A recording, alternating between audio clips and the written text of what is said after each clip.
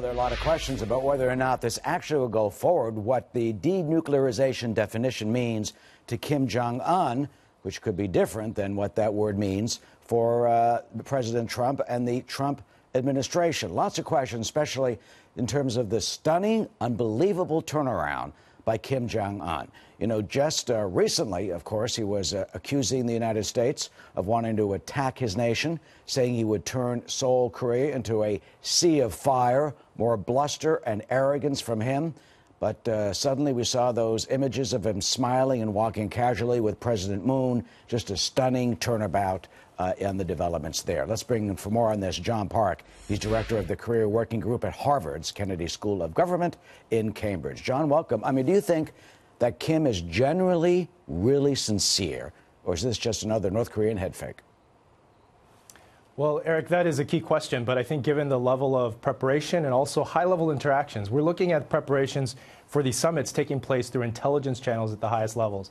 We haven't seen that in the U.S.-North Korea context, and I think from that, there is something to be said about then-Director CIA Pompeo meeting directly with Kim Jong Un. So I think with those type of interactions, we get to learn more. And, you know, frankly, there's a lot happening behind closed doors. So these preparations are not definitely the norm, as we've seen in the past. You know, there's some concern that, you know, both sides may be misreading each other. Mike Morrell, former CIA Deputy Director, was on CBS this morning. Let's show you what he said. Both sides, both the United States and North Korea, are coming to the table for different reasons, and both sides are misreading the other side. We think that we've brought North Korea to the table by putting our arms around their neck and squeezing with sanctions.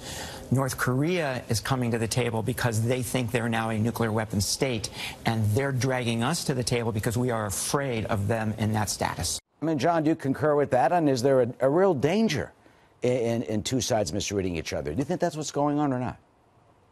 I think in any level of discussions along these lines, there is that danger of misinterpretation.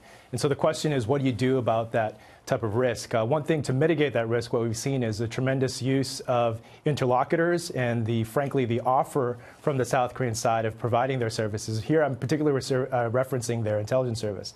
The National Intelligence Service of South Korea is playing this intermediary role, and I think from that perspective, working closely with their American counterparts as well as with the North Korean counterparts has enabled them to close some of these differences, but not completely. And so this is a part of meeting and actually negotiations, which will be key, but we're seeing a lot below the surface that normally doesn't come to light. Well, clearly, perhaps formalizing an end of the Korean Wars of just the armistice that was declared in 1953 could be an easier sell and something that can be easy, you know, much more easily achieved. But what about, you know, North Korea's weapons of mass destruction, its artillery on the border that could pound Seoul, and even his nuclear program? He's seen what has happened in the past to Gaddafi. He knows that, and that has been his protection. What chances do you really give Kim Jong Un of giving up his nuclear protection? It is a monumental task, but I think that's where these type of deals and the idea of what the North Koreans can get, that's a big basis of this high-level type of interaction that's happening at the summit level. And what do you think they should that make them do that? Well, that's a part of the negotiations in terms of concretely putting something on the table. But with respect to the North Korean claims and the statements that have been made in direct reference to the United States, I think through those type of discussions, there's been a big focus on trying to get two conditions met. That is their security needs as well as removal of threats. But embedded in that, there's been a lot of discussion about economic development projects. And clearly, we've seen reference to that in the past. But that's the part that could be new. If you fast-track the economic development, the infrastructure projects, there could be this idea of building some of those sites near these WMD sites in North Korea.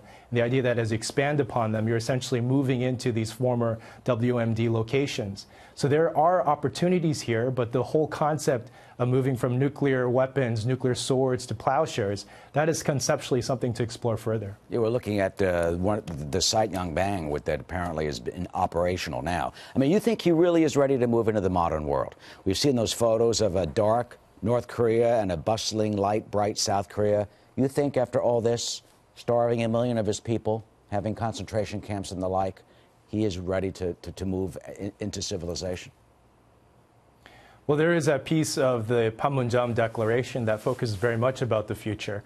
The idea of moving to a permanent peace mechanism, There are also big references to these infrastructure projects. But one thing we have to keep in mind is that North Korea and the elites have tasted this globalized lifestyle, and that's predominantly from the 1% of the North Korean elites migrating and operating, living inside of the Chinese marketplace. So from that perspective, what they know of that experience and scaling up is very tangible. So I think that part makes internal convincing of some of the different groups within the North Korean elites much more straightforward. But it is this grand bargain. Who does what, when, where, and how? Those are the details that we're going to see in the next phases of these different meetings. And finally, one thing that we as Americans should never forget, and that is Otto Warmbier. His parents now are suing the North Korean regime, claiming that they basically murdered him in cold blood, that the 22-year-old University of Virginia student was brutally tortured and killed, left basically brain dead.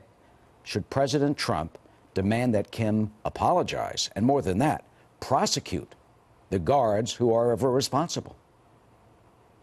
Very tragic what happened to Otto, and I think when it comes to dealing with these type of issues, there will be a time and place for it. But in terms of the prioritization of what's happening for this initial meeting between a sitting U.S. president and the North Korean leader, the focus on how to move forward on this denuclearization game plan, I think, will be the priority, in the hopes that there will be opportunities later on to address these issues. Well, let's certainly hope that they do. John Park from the Kennedy School of Government at Harvard University in Cambridge. John, thank you. Thank you.